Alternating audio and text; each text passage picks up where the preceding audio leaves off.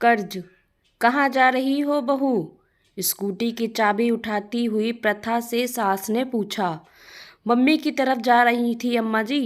अभी परसों ही तो गई थी। हाँ, पर आज पापा की तबीयत ठीक नहीं है, उन्हें डॉक्टर को दिखाने ले जाना है। ओह, ये तो रोज का हो गया है। एक फ़ोन आया और ये चल दी। बहाना चाहिए बस पीहर जाने का, सास ने जाते जाते प्रथा को सुनाते हुए कहा।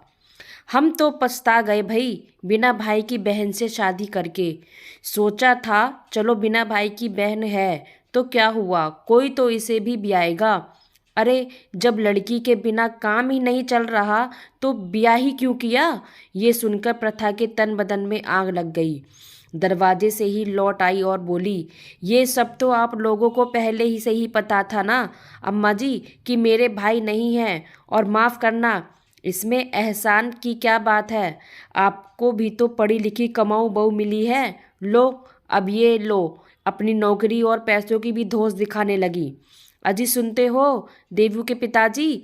सास बहू की खटपट सुनकर बाहर से आते हुए ससुर जी को देखकर सास बोली, पिताजी मेरा ये मतलब नहीं था। अम्मा जी ने बात ही ऐसी की कि मेरे भी मुंह से निकल गया, प्रथा ने स्पष्ट किया। ससुर जी ने कुछ नहीं कहा और अखबार पढ़ने लगे।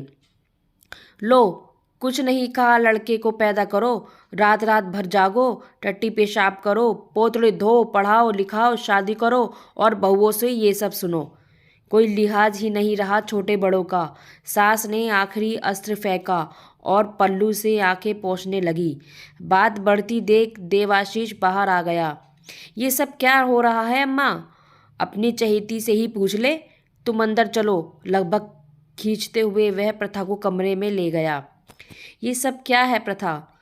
अब ये रोज की बात हो गई है। मैंने क्या किया है? देव, बात अम्मा जी ने शुरू की थी।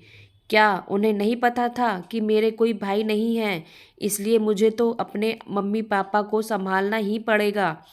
प्रथा ने रुआसी होकर कहा। वो सब ठीक है, पर वो मेरी माँ हैं, बड़ी मुश्किल से पाला है उन्होंने मुझे। माता पिता का कर्ज उनकी सेवा से ही उतारा जा सकता है। सेवा ना सही, तुम उनसे ज़रा अदब से बात किया करो। अच्छा, बाहर हुई सारी कन्वर्सेशन में तुम्हें मेरी बेअदबी कहाँ नजर आई?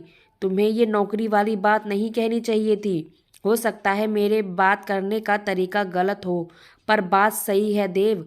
और माफ़ करना, ये सब त्याग उन्होंने तुम्हारे लिए किया है, मेरे लिए नहीं।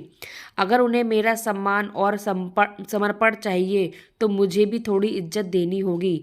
स्कूटर की चाबी और पर्स उठाते हुए वो बोली। अब कहाँ जा रही हो? कमरे से बाहर आती हुई प्रथा से देवाशीष ने पूछा। जिन्होंने मेरे पोतरे धोए हैं उनका कर्ज उतारने, प्रथा ने व्यंग्य मिश्रित ग्रफ से ऊंची आवाज़ में कहा और स्कूटर स्टार्ट कर कर चली गई। तो फ्रेंड्स, ये कहानी आपको कैसी लगी कमेंट्स बॉक्स में ज़रूर बताइएगा और इसको लाइक व शेयर जरूर कीजिएगा और चैनल पर नए हैं तो सब्सक्राइब कीजिएगा। कहानी सुनने के लिए धन्यवाद।